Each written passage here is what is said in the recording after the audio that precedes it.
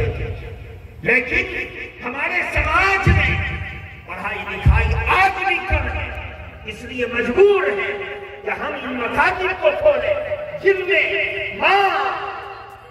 ایک گھٹنوں پر چلنے والے بچے کو ہاتھ پکڑ کے لاتی ہے، باپ لاتا ہے اور ان مکاتب کے سپرد کرتا ہے، تو ان مکاتب میں لا کر، مساجد میں لا کر، قرآن کے درسگاہوں میں لا کر ان بچوں اور بچیوں کو قرآن سکھلایا جاتا ہے، کلمہ سکھلایا جاتا ہے، ایمان سکھلایا جاتا ہے اور اس ایمانی رشتے سے جوڑا جاتا ہے۔ پھر وہ بچے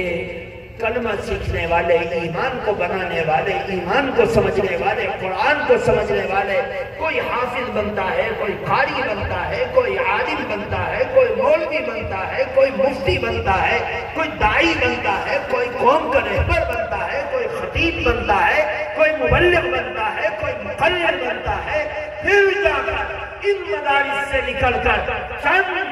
بھاگ والے، قسمت والے، اللہ کی طرف سے جن کو عنایتیں ملی اور جن کے لیے عزت کے دروازے کھلے، ان لوگوں کا اللہ تعالیٰ سماج میں اس قابل بناتا ہے کہ ان کی گردنیں اوپر ہوتی ہیں اور وہ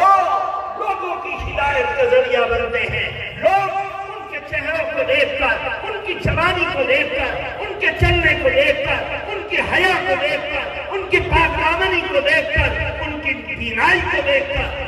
جھکی ہوئی نظروں کو دیکھ کر اپنے لیے ایمان کی تازگی اور تر و تازگی کا ذریعہ بناتے ہیں اور ان کے آئیڈیل کو اپنے لیے عزت کا باعث سمجھتے ہیں۔ ان کی جوتیوں کو سیدھا کرنا اپنے لیے غیرت کا باعث سمجھتے ہیں، ان کو اپنے دسترخوان پر بٹھانا اپنے لیے عزت کا باعث سمجھتے ہیں، برکت کا باعث سمجھتے ہیں۔ یہ سماج کے اندر ہوتا آیا ہے۔ اللہ تعالی ہم سب کے بچوں کو ان مکاتب و مدارس کی برکت سے دیندار بناوے، عالم با عمل بناوے، عزت والا بناوے، شرافت والا بناوے، غیرت والا بناوے اور اس مدرسے کے